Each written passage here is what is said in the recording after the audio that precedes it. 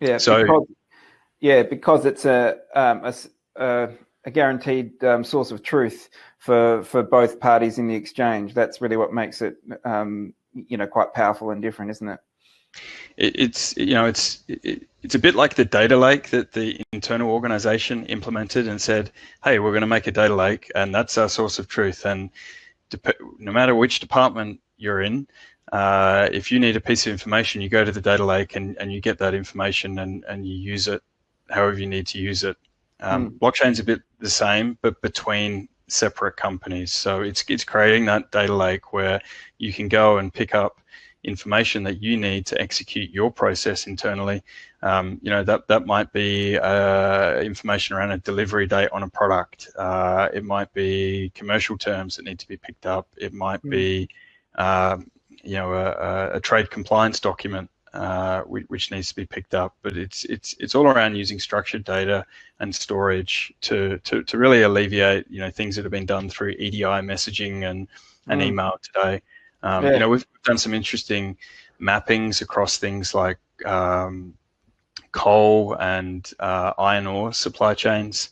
And, for a single shipment of coal or iron ore, you're talking upwards of 95 separate documents that need to be compiled from purchase orders, sale agreements, quality certificates, quality readings, weighbridge readings. All of these things today are produced typically in an analog world, or maybe in a digital world, but then exchanged through email, because there's lots of different parties through the supply chain, including the customer and the shipper and different service providers that need to know about this information. But it's all exchanged very manually, and so a lot of the upside is bringing efficiency in that process. That's really the first part where I see companies starting, is how can we digitize that whole data collection process around that information. Once they've done that, then it's a case of, well, now that we have all this information digitized, now that it is readily available across all these parties, how can we share that information with our trade finance partner around more efficient and more effective trade financing options? How can we share this information with our client so we might be able to get paid early? How can we share this with our insurer to reduce our premiums? So there's a whole heap of applications once you have that data, once it is captured digitally, to actually bring in different ecosystem partners and start to reimagine some of those commercial processes, which today are pretty disconnected. Sure. Good question here from Jai. Hi, Scott. Do you foresee an uptake in accounts payable processes in the near future, and automated processes for accounts payable, for example? Is that a good, a potential area where blockchain or at least automation is going to take over?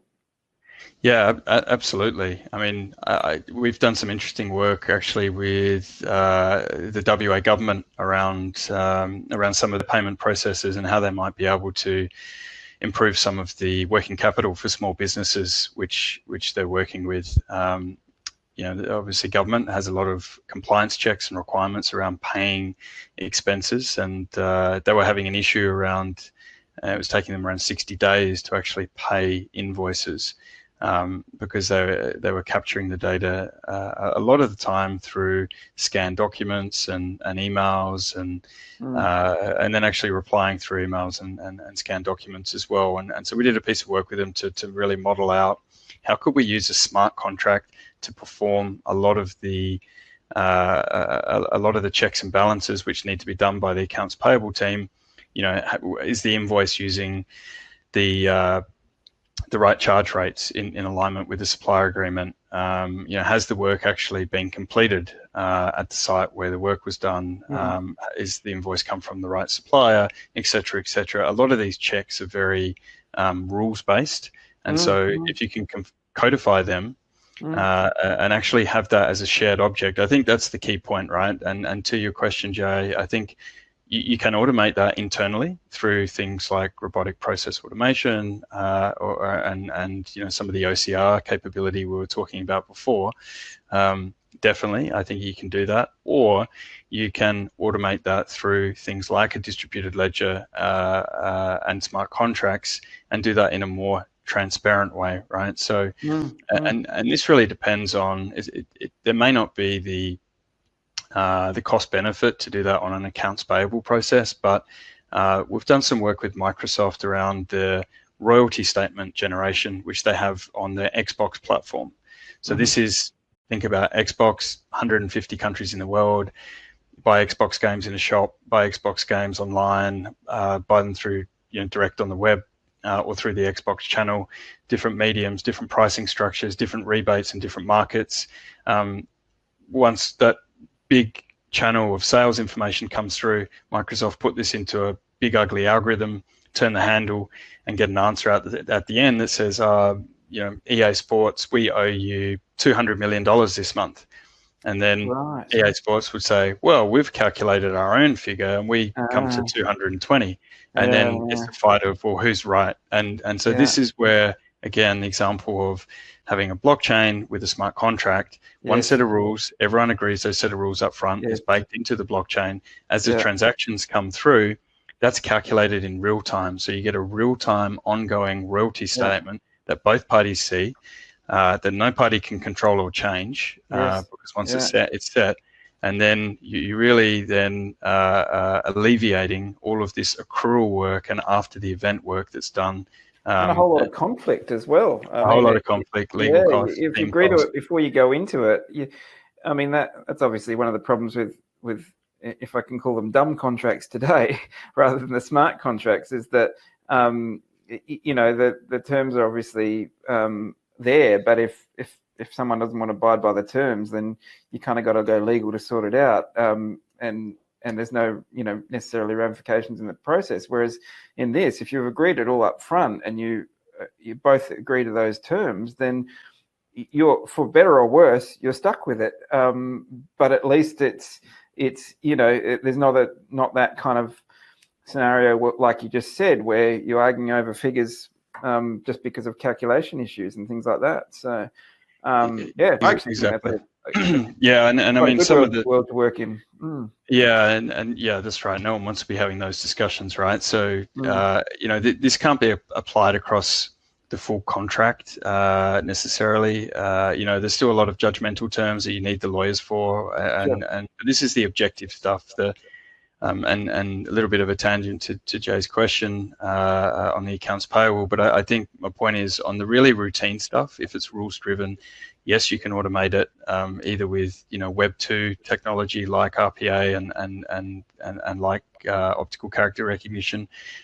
If you've got a big enough ecosystem and enough transactional volume and enough rules-based complexity, you can also put it in a blockchain and a distributed ledger, and in some of these government back offices where there is real scale and there's a lot of external parties they're dealing with.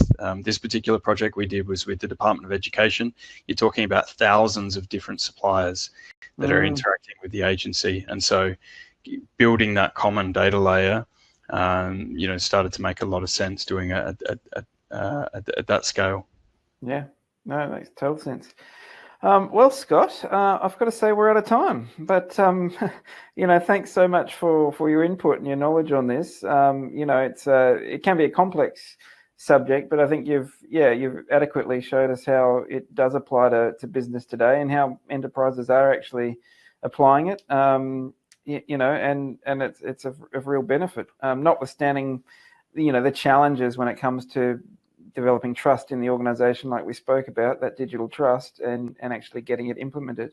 But it certainly is possible from what you're saying, and it's what you do day to day. Yep. No, thanks, Daniel. Great to be on. And indeed, this it can feel in this area sometimes that you're banging your head against a brick wall with all the downside risk. But I think when we look at the combinations of some of these technologies that can be achieved now, I think everyone talks about the tipping point we're at with computing power, access to data because of the digitization, cheapness of computing power. There's real opportunity for innovation within organizations, not just on the commercial side, but also in some of our functions, back office functions. And it feels to me we're going to see more and more adoption. We didn't talk about it much today, but skills and competencies is obviously a critical one with this, right? Is getting the right skills in the organization to drive these types of projects, and coming at it really from a product and that MVP mindset that you talked about. So okay, great, excellent.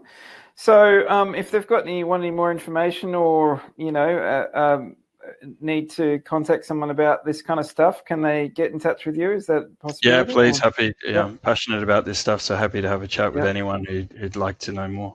Great. Okay, and I think your email's on the information we've sent out and the registration link and stuff. So that's great. And same for me. If anyone wants any help with finding the right type of people to do these projects from a recruitment point of view in either the IT contractor space or even permanent staff for your IT team, then I'm more than happy to help you out there. And if I think it's a fit, we can work together to build those teams. So feel free to reach out to me too. My email's all over the place, and I'm on LinkedIn. dl@transparencyit.com will get me. Excellent. Well, look, thanks again, Scott. And no doubt we'll touch base again soon. Thanks so much for your time today. Thanks, everyone. Thanks for having me. See ya. Yeah.